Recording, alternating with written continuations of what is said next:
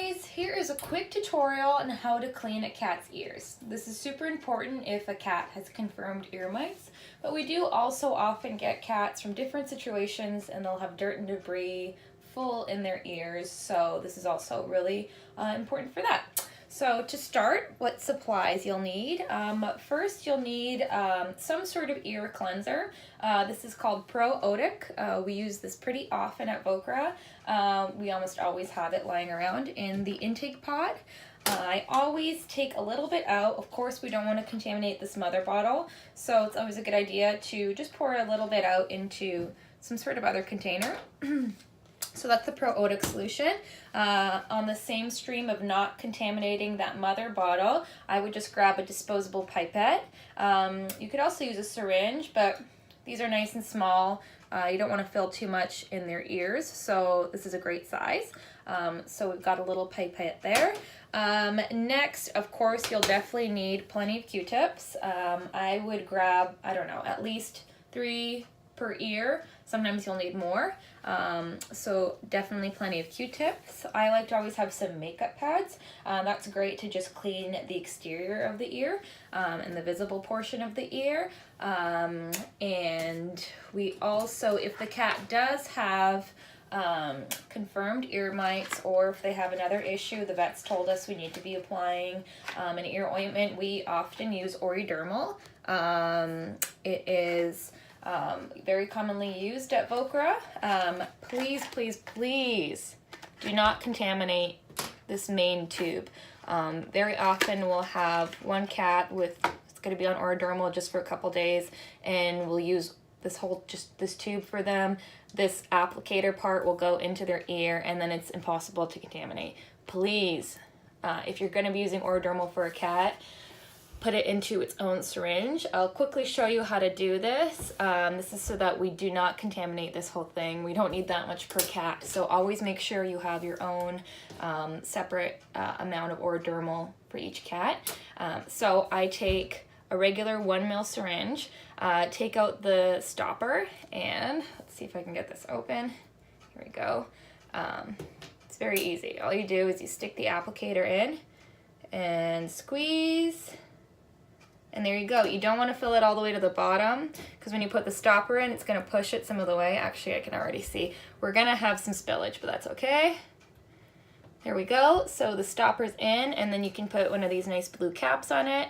And it's good to either be stored or used right away on a cat. So once again, please do not contaminate our main bottles of Oridermal. So that's Oridermal, and that's pretty much it. Otherwise, I also definitely recommend having some treats for the kitty, because they are not most likely going to like this. And I also would recommend a flashlight so you can take a look and see what's going on in the ears. All right, I'm going to go get our first victim. I'll be right back. So I'm back here with my friend Abby. She's very kindly agreed to help us out, although I'm not sure she knows what she's in for. Yeah. We're going to make this nice and fun. So I wrapped her in a towel just to help restrain her a little bit and to help keep the cleansing solution from going all over the place. I've dried up the cleansing solution in a pipette, and you're going to start by just placing it right in their ear, just in the entrance, and squeezing a little bit out. Important to restrain their head here because they are not going to like this. So that was perfect. Right away she shook, and that's great because that helps move out the dirt that's kind of lodged deep. Of course, they really hate this, so you're going to want to have a firm grip on the kitty while you're doing this. Next, I'm massaging in, oh, poor girl. Next, I'm massaging in the solution. Yeah.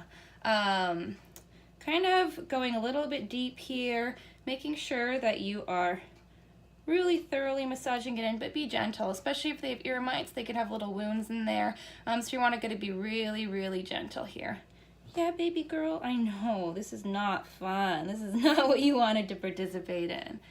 Yeah, and then next, you're just going to take the Q-tips. Woo!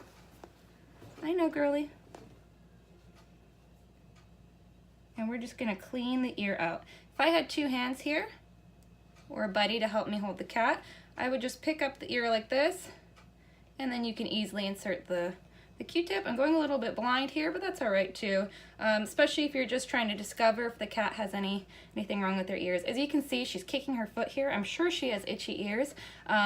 So this really actually does feel good for a lot of cats. I've had feral kittens totally relax and let me do whatever I want with their ears just because they get so itchy sometimes. They can be pretty appreciative. Oh, Miss Abby, I know. So, let me show you the Q-tip.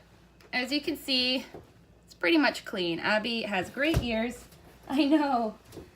So I'm not going to proceed with any more. I'm not going to add any orodermal. I'm not going to continue treating her ears. Yeah, Abby's back in her kennel now, so she's happy. Good girl. So as I said, she's got nothing going on in her ears, so we don't need to proceed with anything. If you removed the Q-tip and it was full of almost like a coffee ground looking substance, that's a good indication that the cat probably has ear mites. So then you definitely want to start a treatment of orodermal and continue cleaning the ears. If the cat does have mites, oftentimes they'll burrow around and they can create pretty bad wounds in the ear, so you want to be really, really gentle. The first time you clean the ear, you probably won't even get it perfectly clean, and that's fine. You want to just go really slowly and gradually because it's going to be really sore and red and raw in there. So the name of the game is going gently. Yeah. In Miss Abby's case, she can return home and have a nice meal. And if you have any more questions, please let us know. Thanks, guys.